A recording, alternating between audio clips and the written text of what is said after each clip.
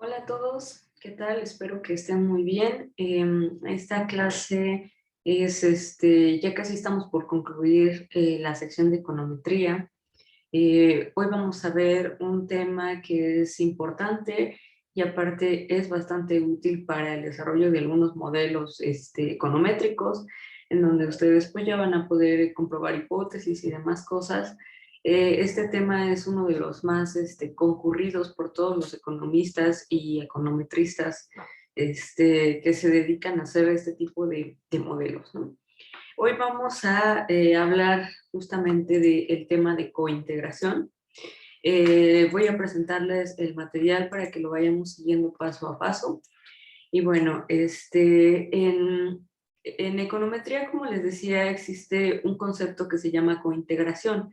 Este concepto se da en un marco en el que todas las series o vectores de datos son no estacionales, es decir, que no tienen una tendencia, que no son estacionales en media ni en varianza, sino que son series que son volátiles o que son altamente cambiantes en el tiempo. Este tipo de cointegración que se da en series no estacionales tiene relaciones lineales no estables. ¿A qué se refiere con que tenga una relación lineal? Bueno, una relación lineal es un movimiento que existe cuando dos variables se mueven al mismo tiempo y se mueven de manera proporcional.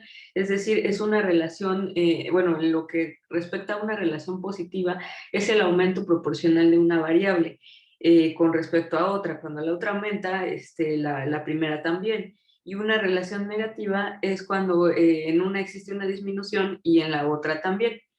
Pero bueno, antes de continuar vamos a aclarar un poco este término de la estacionalidad, porque siempre es algo que nos ocasiona un poquito de conflictos, ¿no? La no estacionalidad, como les decía, se traduce en un aumento de varianza o de variabilidad en la serie. Cuando tenemos una serie que no es estacionaria, cambia drásticamente de un momento a otro, ¿no? Y no sigue como una tendencia, no sigue como un ciclo en el que se pueda predecir qué es lo que sigue.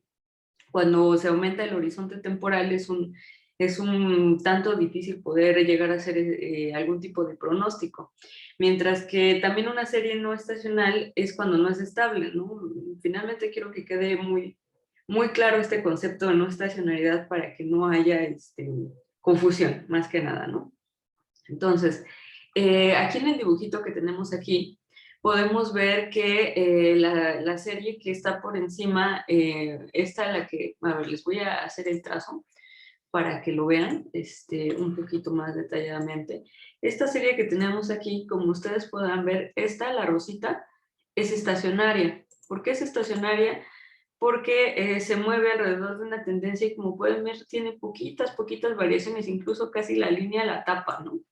Entonces se puede decir que esa serie es estacionaria, mientras que la que tenemos abajo, la voy a poner de color rojito, la que tenemos en color rojo no lo es, porque miren, por más que yo trato de trazarle una tendencia, no llego, ¿no? Si la trazo hasta acá, vean cómo se sale de estos puntitos de aquí. Si la trazo por aquí, por donde está en medio, acá la de arriba ya se sale.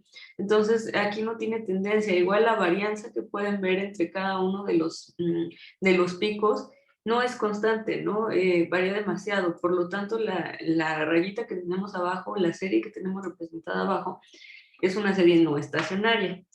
Entonces, ¿qué tiene que ver todo esto de la estacionalidad y no estacionalidad con las series cointegradas? Bueno, pues vamos paso por paso. Primero, vamos a recordar algunas cosas que estuvimos viendo en las clases anteriores, pero que pues por algún motivo quedó una duda, vamos a aclarar. Las series de tiempo no estacionales también se les conoce como series con raíz unitaria. ¿Se acuerdan cuando estuvimos viendo las pruebas de raíz unitaria? Que dijimos, si tiene raíz unitaria, entonces se le conoce como una serie no estacional, mientras que si no tiene raíz unitaria, entonces es una serie estacional. Otra manera en la que como se le puede conocer es integradas de orden uno, aunque no siempre son de orden uno. Hay series no estacionarias que son de orden 2, de orden 3, hasta de orden n, ¿no? Pero generalmente las series no estacionales se arreglan haciendo bueno, no se arreglan, sino que se vuelven estacionales haciendo precisamente, derivando la serie de tiempo, ¿no? Entonces, Se les conoce también como integradas de orden 1. De manera contraria, una serie que es estacional, pues se puede decir que no tiene raíz unitaria y que se representa como I0 o series integradas de orden 0, es decir, no se tienen que diferenciar ninguna vez para poder ser estacionales. Entonces, de este concepto, pues derivamos lo que les mencionaba hace rato, que ya habíamos visto en sesiones anteriores. Nuestra hipótesis nula va a decir que tiene raíz unitaria y bueno, y el hecho de que tenga raíz unitaria va a significar que es una serie no estacionaria y que es integrada de grado 1. Anteriormente habíamos visto que si se podía o no se podía convertir una serie no estacional en una estacional, es decir, una integrada de orden 1 en una integrada de orden 0. Por supuesto que se puede hacer, ya lo estuvimos haciendo en ejercicios anteriores, únicamente estamos haciendo como un recordatorio precisamente porque son conceptos que vamos a necesitar en esta sesión para entender muy bien lo que es cointegración. Entonces, bueno, sí podemos hacer, volver una serie integrada de grado 1 en una integrada de grado 0. Y pues justamente lo que podemos hacer es hacer una diferenciación. Y lo que hace esto, bueno, el hecho de diferenciarla significa que la operación, bueno, esta operación más que nada consiste en restar a cada valor de la serie el anterior, ¿no? A eso se refiere con diferenciar. Esto es hacer como una diferenciación, como una resta, tal vez si pudiera ser así como lo ven aquí abajo. El incremento de YT es igual a YT menos YT menos 1. Entonces, este incremento de YT va a medir el crecimiento de la serie original, YT, en cada periodo con respecto al anterior. Eso es lo que va a medir esa variación, ¿no? Ah, y por cierto, recordemos que este triangulito significa variación, cambio o todo lo que se pueda asemejar a ese concepto. Variación o cambio. Bueno, entonces vamos a tener que existen relaciones entre variables que a veces nos hacen creer una cosa que realmente no es. Bueno, y ustedes tal vez se podrán reír de este meme que tenemos aquí de tiene una relación y pues es falsa. Eso es justamente lo que es una regresión espuria. Supongamos que tenemos dos series no estacionarias, ¿sí? Integradas de grado 1. Esta serie va a ser YT y XT. YT no tiene ninguna relación con XT, no se relacionan de ninguna manera, son series totalmente independientes, ¿no? Entonces, si realizamos una regresión de YT como variable dependiente sobre XT, probablemente el estadístico indique que XT explica a la variable dependiente YT, cuando realmente no debería ser así, porque como yo les dije al inicio, son totalmente independientes, no tienen ninguna relación. Entonces esto se le conoce como una relación espuria, y es una relación que existe, como les digo, entre dos series que no se relacionan, pero que cuando se les aplica una regresión, entonces van a mostrar, bueno, va a ser la variable independiente, va a ser explicativa de la dependiente, aunque no tengan ninguna relación. Una manera de resolver este problema de regresiones espurias es hacer una transformación previamente a la regresión. Pero antes de decirles cómo podríamos resolver este problema, ¿por qué se dan estas relaciones espurias? Bueno, estas relaciones espurias generalmente se dan porque las series son no estacionarias, ¿sí? Tanto XY como, digo, XT como YT pudiera ser que una de las dos sea no estacionaria o que las dos sean no estacionarias. Entonces van a simplemente encontrar una relación con la otra, aunque realmente no la tengan. Entonces, la manera en la que podemos hacer que estas regresiones no sean espurias y ver si realmente tienen alguna relación es volverlas o transformarlas en series estacionarias, ¿no? Entonces, necesitamos convertirlas de integradas de grado 1 a integradas de grado 0. Para hacer esto, pues realizamos sus diferencias independientemente. Primero derivamos YT, luego derivamos XT y posteriormente volvemos a hacer la regresión. ¿Sí? Entonces, en algunos casos esto funciona, pero en otros no. Vamos a ver que va a haber resultados de esta variación totalmente diferentes y y que puede ser que se haya arreglado el problema, pero puede ser que no. Entonces, bueno, no en todos los casos las series no estacionales forman relaciones espurias. Esto es un caso, bueno, esto es algo que puede ocurrir, sin embargo, no es una regla. Simplemente se puede pensar que tal vez ocurre.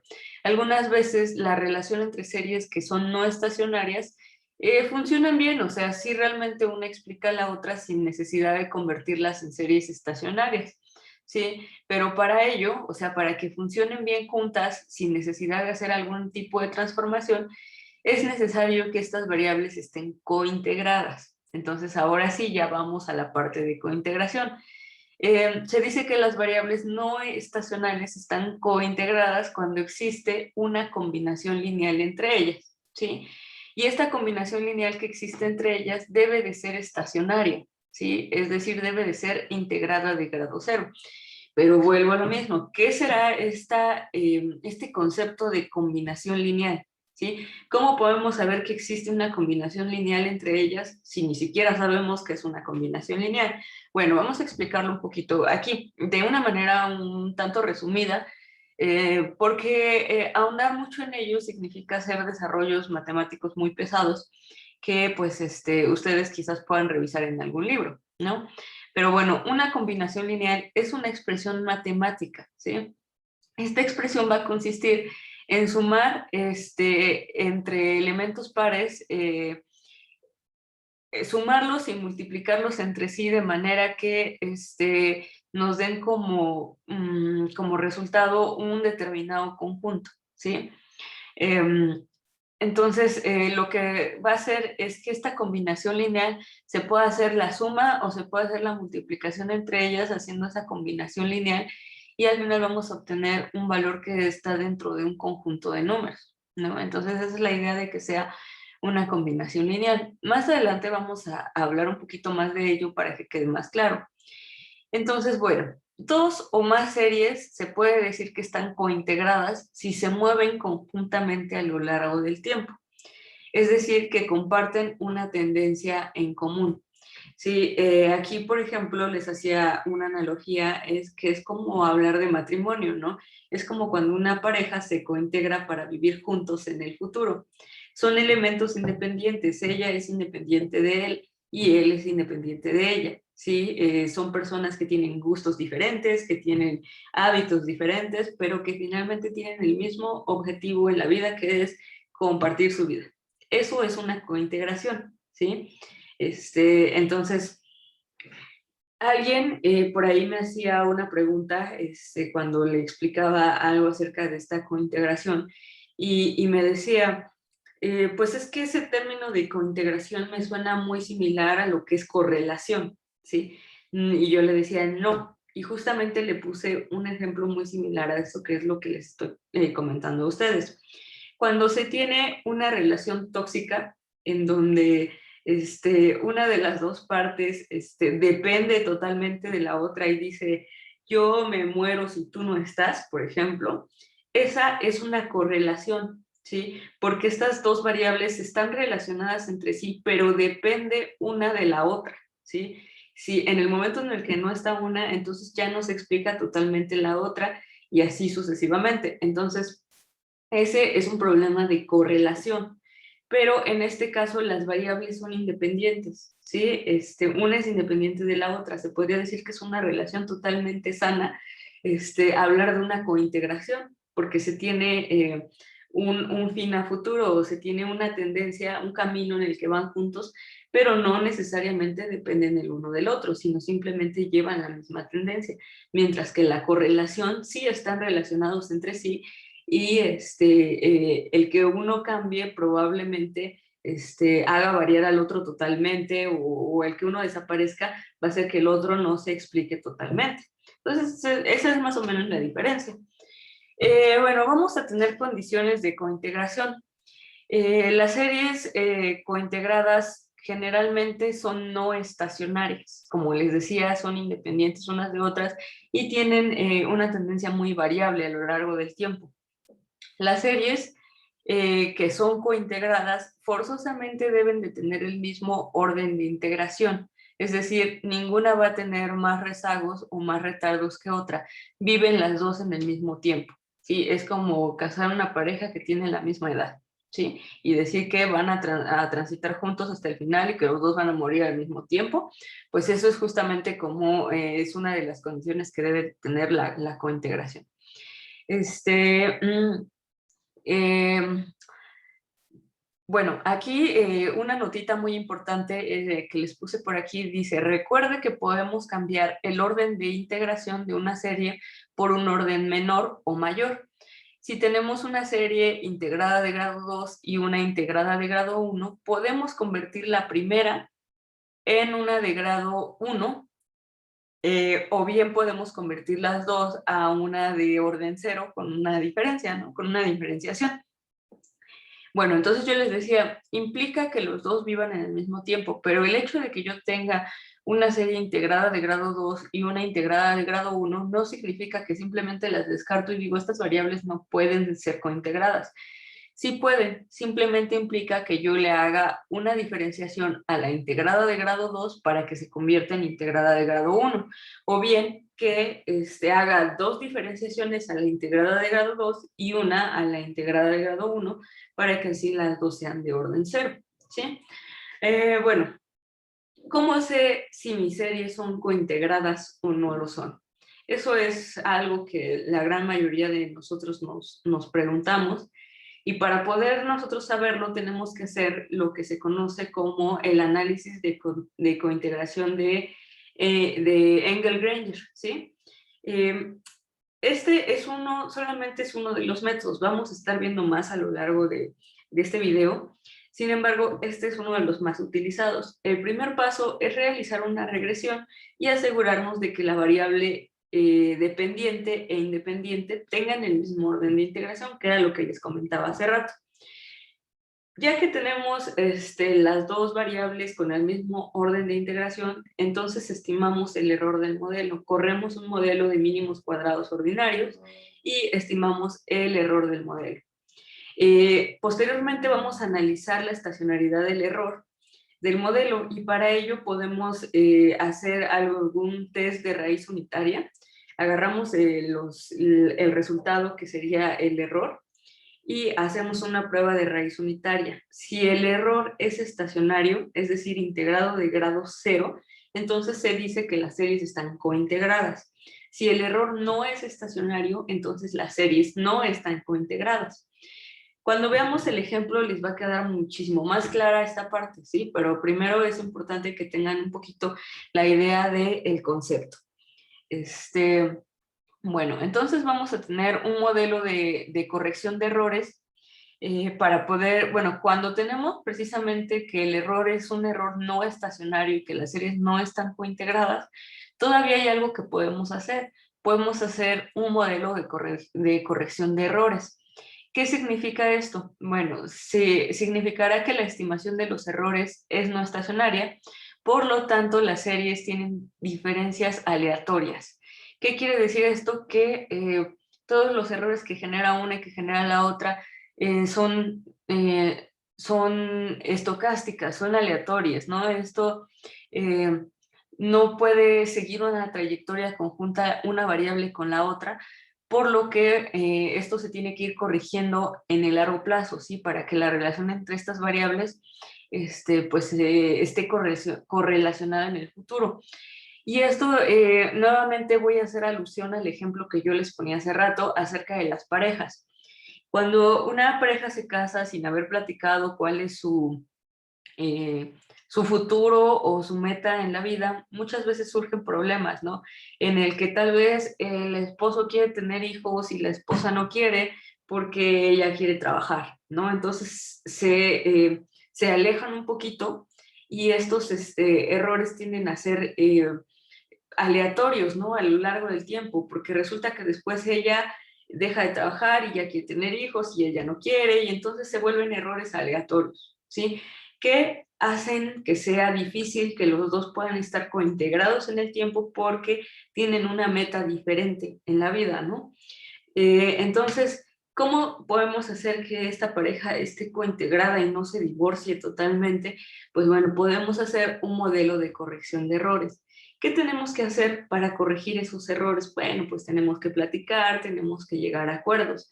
Pues algo muy similar sucede en los modelos econométricos. El modelo de corrección de errores lo vamos a ver en casi toda la literatura con las siglas MCE y es ahí donde se introducen los errores estimados en la ecuación de largo plazo con un rezago en la ecuación de corto plazo. ¿Sí? Esta es una manera de corregir el error.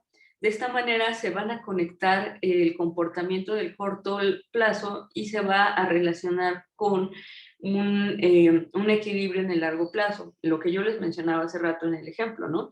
Les decía, al principio ella no quiere tener hijos porque está trabajando y después ella quiere, pero ella no quiere, ¿no? Entonces simplemente tienen errores de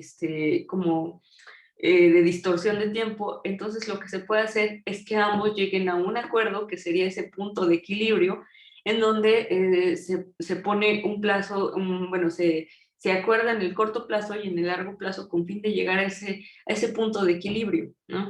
Entonces este mecanismo de corrección de errores va a servir para conciliar un comportamiento de corto plazo de una variable con respecto a su comportamiento en el largo plazo. ¿Sí? Ese es lo que va a ser el modelo de corrección de errores. ¿Cómo lo podemos analizar? Bueno, ven esta ecuación que está en la línea punteada azul. Tenemos a yt igual a un parámetro beta 0 más el beta 1 por el incremento de xt más un parámetro beta 2 multiplicado por el error en el tiempo en t-1 más el error en t. Entonces aquí ut va a ser el valor rezagado en un periodo del error que provoca la regresión cointegrante. ¿Sí? Entonces vean a qué es igual este error ut-1, va a ser igual a yt-1 menos un beta 0 menos un beta 1 menos xt-1. Entonces, como pueden ver, aquí adentro hay una regresión dentro del error, ¿sí? Justamente para ajustar esa diferencia de tiempos y poder llegar a ese punto de equilibrio. Entonces, en este error en t-1, nosotros vamos a emparejar a yt con un rezago, justamente, y con una nueva regresión dentro de este mismo error, ¿no? Entonces, es el valor rezagado en un periodo del error provocado por la regresión cointegrante. Estadísticamente, el término de error de equilibrio es igual a 0, lo que sugiere que la variable y se ajusta a los cambios presentados en x durante el mismo tiempo. Sí, entonces, ¿a qué se refiere esto de que estadísticamente el término de error de equilibrio es igual a 0? Bueno, en nuestro ejemplo es equivalente a decir que se hace lo que la mujer dice o lo que el hombre dice, ¿sí? En este caso se ajustará a los cambios presentados en X durante el mismo periodo o a los cambios presentados en Y durante ese mismo periodo. Cuando ese error de equilibrio es igual a 0, obviamente. En la ecuación también podemos observar que YT-1 depende de XT. Aquí lo pueden ver. Está explicado por XT y también va a depender del término de error de equilibrio, que sería este término de acá. Si el término de error de equilibrio es diferente de 0, entonces el modelo no está en equilibrio. Era lo que yo les decía. Algunos de los dos tiene que ceder más. Por lo tanto, el valor absoluto de beta 2, en este caso, que sería, alfa 2, perdón, el valor absoluto de alfa 2 determina qué tan rápido podemos volver al equilibrio, ¿sí? Esa es la idea de la ecuación del modelo de corrección de errores. Bueno, para poder determinar si nuestra serie está cointegrada o no está cointegrada, podemos hacer una serie de test de cointegración. Uno de ellos es la prueba Phillips-Solarius, que se encarga de demostrar que las pruebas de raíces unitarias son aplicadas a los errores de cointegración que se estiman en un análisis de Engel-Granger. Este análisis es justamente esto que vimos aquí. Son estos pasos. Es como si tuvieran una receta. Bueno, esa es la receta de Engel-Granger, ¿no? Entonces, no tiene una distribución habitual en el valor de Key-Fuller cuando hacemos este análisis. Ahorita vamos a hacerlo para que ustedes lo vean más claramente. Aquí está de manera muy teórica y se van a quedar así como el meme, ¿no?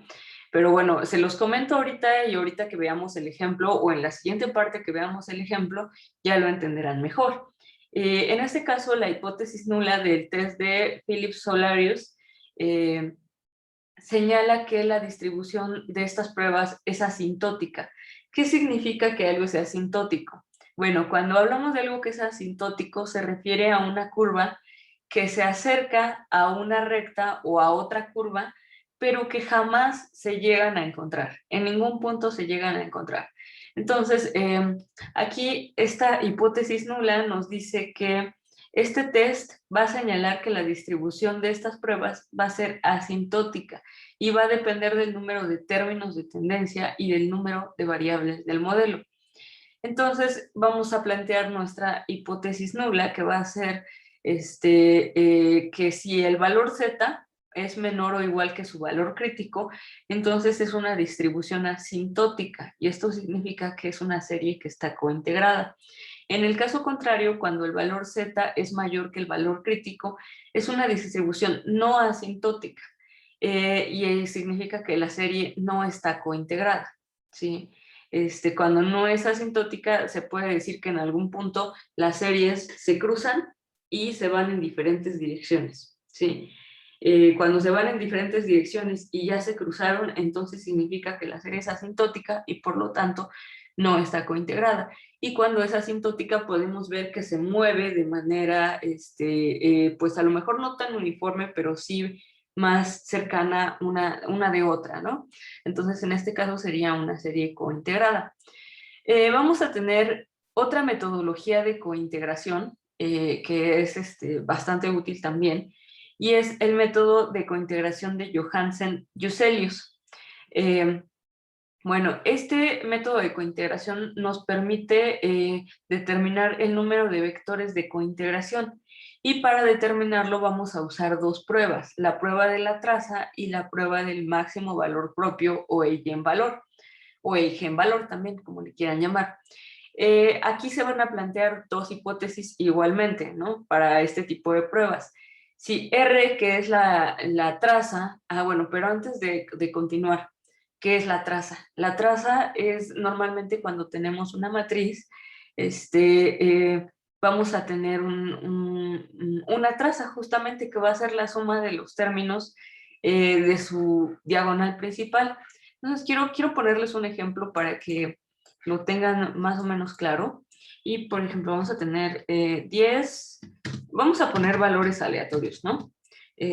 Así, vamos a poner una matriz de 3×3. En este caso, la vamos a colocar por acá para que la vean más claramente. Entonces, vamos a cambiar un poquito los valores para que ustedes le entiendan un poquito mejor. Le vamos a poner aquí 5, aquí le vamos a poner 9, en este de acá le vamos a poner 9 también, aquí le vamos a poner 2, ¿no? Bueno, 3. Entonces tenemos una matriz de esa forma y nosotros queremos determinar cuál es la traza. Bueno, la traza de esta matriz va a ser la suma de los términos de su diagonal principal. En este caso, la traza de esta matriz sería de 24, 10 más 5 más 9, ¿sí? Este sería el valor de la traza. Bueno, entonces continuamos. Podemos tener esa prueba de la traza, que sería R, y la prueba del máximo valor propio o eigenvalor. La hipótesis de las pruebas es que normalmente si la traza es menor que 1, entonces no hay vectores de cointegración. Si la traza es igual a 1, entonces existe un vector de cointegración, ¿sí? Bueno, vamos a tener que rechazamos H0 cuando el valor estadístico de la traza o el valor propio es mayor que el valor crítico seleccionado. Les digo, cuando veamos el ejemplo, esto va a quedar clarísimo, ¿no? Ahorita lo estamos viendo de manera conceptual. Vamos a hacer una pequeña pausa por aquí y regresamos en un momento. Hola de nuevo, ya regresamos. Disculpen por la pausa. Les vuelvo a compartir el material. Les tuve que hacer este corte abrupto porque de pronto llegó un asunto urgente que atender. Pero bueno, esas cosas pasan y pues bueno, continuamos con el video. Yo les decía que cuando existe que existen una serie de hipótesis para esta metodología de cointegración de Johansen Juselius. Y normalmente las hipótesis nos marcan lo siguiente, que cuando la hipótesis nula es, la traza es menor o igual a 1, existe cuando, eh, cuando mucho un vector de cointegración. Cuando la hipótesis alternativa nos dice que la traza es igual a 2, entonces van a existir más vectores de cointegración. Aquí es cuando ya tenemos un gran número de variables dentro del modelo y que a lo mejor 2 de ellas están integradas o cointegradas, perdón, 3 de ellas están cointegradas o solamente la 1 con la 3 y así sucesivamente, ¿no? Antes de continuar, quisiera aclararles un poquito qué es esta prueba del máximo valor propio o eigenvalor. Es algo en el término de econometría es un poco más avanzado y más complicado. Si alguien está interesado en seguir en el posgrado, verán este término y es bastante importante. Y pues bueno, un valor propio o un eigenvalor, también ustedes lo podrán ver en estadística, se refiere a un vector que no cambia de dirección ni de longitud cuando se realiza algún tipo de transformación. Entonces mantiene todas estas propiedades. Y todos los vectores que se encuentran en la dirección del vector propio tendrán el mismo valor y formarán un subespacio propio, ¿sí? En este caso. Bueno, entonces continuamos. Lo que sigue finalmente es hacer nuestras pruebas de cointegración, pero veo que el video ya es bastante extenso, entonces yo creo que lo vamos a dejar hasta aquí. Y vamos a hacer una segunda parte inmediatamente después de esta, para que ustedes vean la parte práctica de la parte de cointegración. Pues por aquí dejamos el video de hoy y continuamos con la siguiente parte. ¿Vale? Cuídense mucho, gracias, denle like